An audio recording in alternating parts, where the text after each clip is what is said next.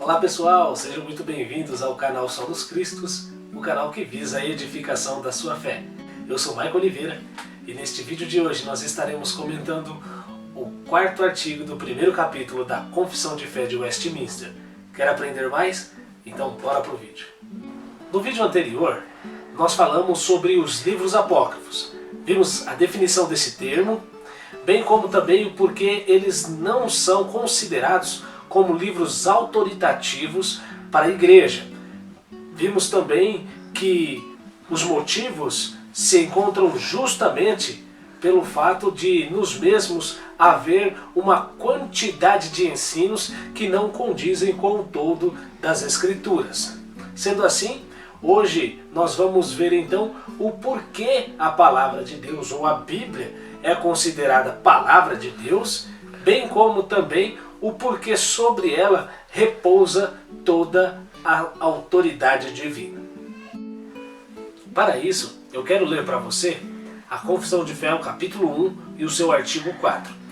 Ele diz da seguinte forma: a autoridade da Escritura Sagrada, razão pela qual deve ser crida e obedecida, não depende do testemunho de qualquer homem ou igreja, mas depende somente de Deus, a mesma verdade que é o seu autor. Tem, portanto, de ser recebida porque é a palavra de Deus. Aqui nesta breve leitura, nós observamos alguns fatores muito interessantes de o porquê que a Bíblia deve ser tida como palavra de Deus. Primeiramente, nós podemos dizer que o seu testemunho ou a sua autoridade, ela não repousa sobre homem ou sobre igreja. Desta forma, nós nos remetemos então ao contexto histórico onde a confissão de fé foi composta. Lembrando que ela foi uma forma reacionária ou de reação em relação ao governo católico romano. Por isso, ela faz questão de dizer que a autoridade das Escrituras não pode, de maneira alguma, repousar sobre a autoridade da Igreja. Este era um princípio basicamente adotado pela Igreja Católica Apostólica Romana. Eles diziam que somente a Igreja tinha a autonomia, a autoridade para poder interpretar assim as Escrituras Sagradas. Bem como também ela faz questão de dizer, a Confissão de Fé de Westminster, que a autoridade das Escrituras ela não repousa também sobre o homem. Isso é de grande valia.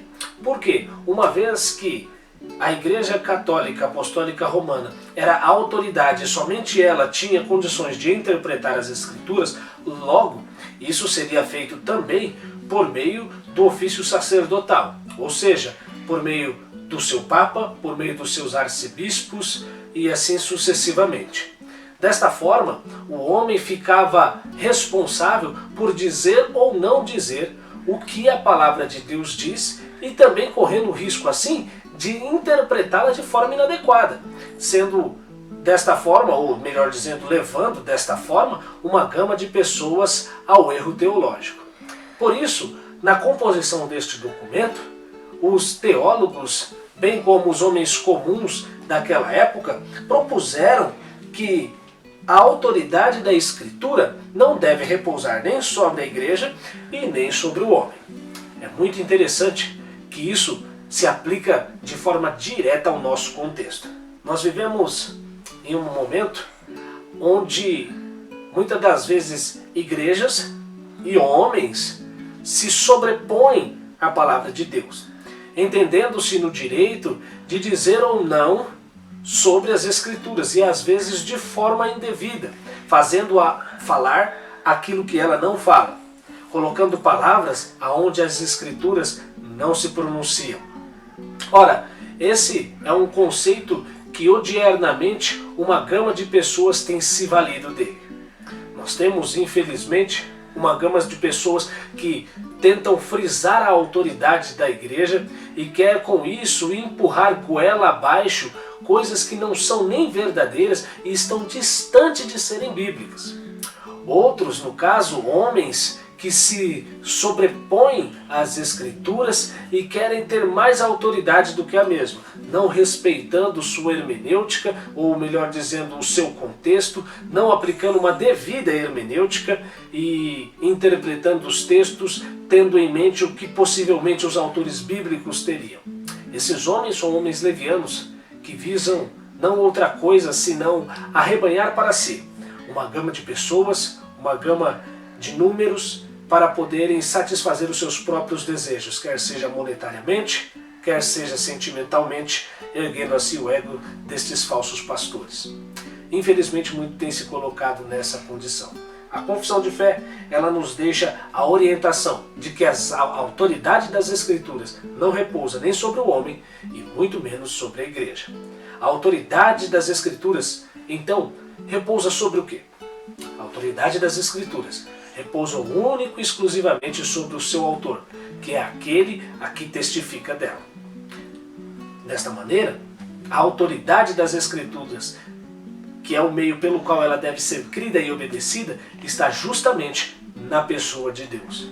Por mais que os homens não sigam a palavra de Deus de forma total e genuína, por mais que os homens tentam deturpar a verdade de Deus, eu tenho que entender que, por mais que a responsabilidade deles seja ser modelo para o povo de Deus, eu tenho que olhar para o autor e o consumador da fé. Eu tenho que olhar para aquele a qual colocou sobre as Escrituras a devida autoridade, aquele que colocou as Escrituras como autoridade e fazer conforme as Escrituras direcionam e conforme as Escrituras ordenam.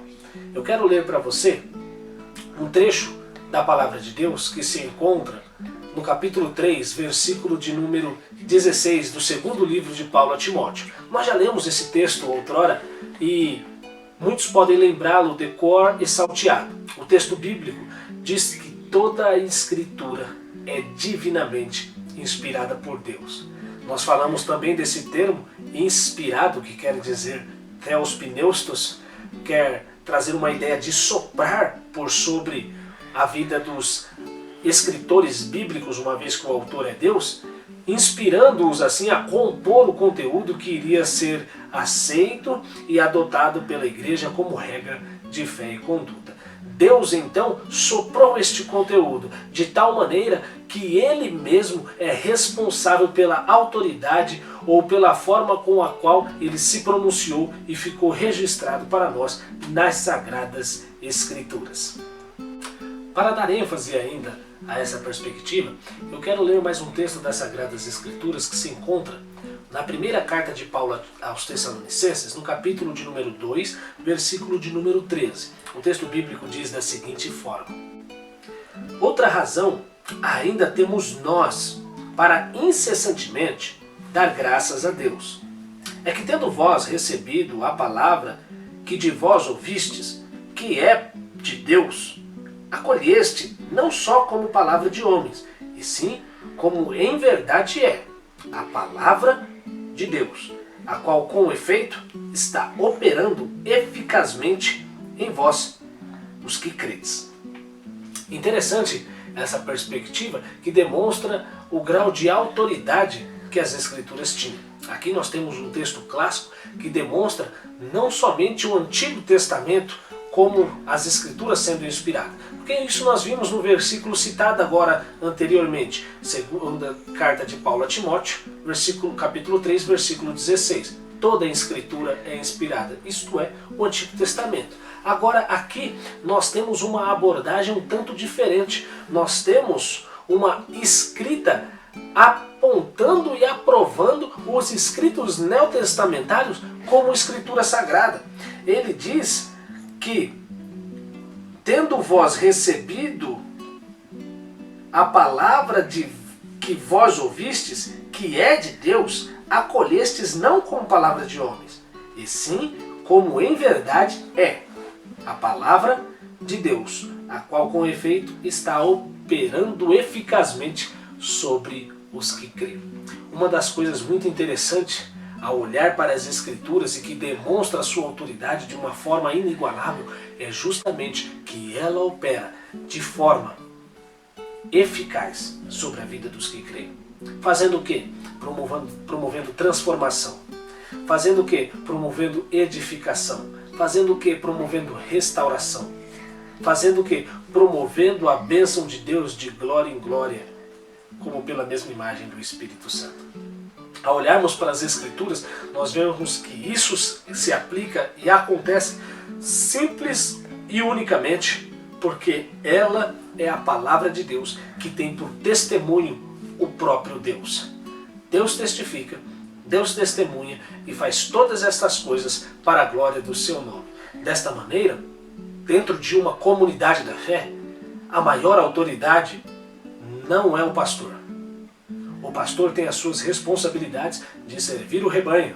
E glória a Jesus por isso, porque ele preparou pastores para nós. No entanto, a maior autoridade numa igreja não é o pastor. A maior autoridade de uma igreja também não é a igreja em si. Isso porque esta pode deliberar, às vezes de forma equivocada e em alguns casos até por partidarismo. Qual é a maior autoridade então dentro de uma igreja? A maior autoridade dentro da igreja é a palavra de Deus, porque Deus a constituiu de tal autoridade, ao ponto da mesma promover transformação, restauração e edificação na comunhão dos santos. Queridos, que Deus te abençoe de uma forma toda especial. Se você gostou deste vídeo, gostou deste breve comentário ao 4º artigo da Confissão de Fé de Westminster, eu quero convidá-los, por gentileza, a deixar o seu like, a se inscrever no canal, porque isso nos ajuda bastante. E também para que você possa acompanhar os demais vídeos que serão postados. E assim você possa ter a sua vida edificada para a glória de Deus. Que Deus te abençoe, em nome de Jesus.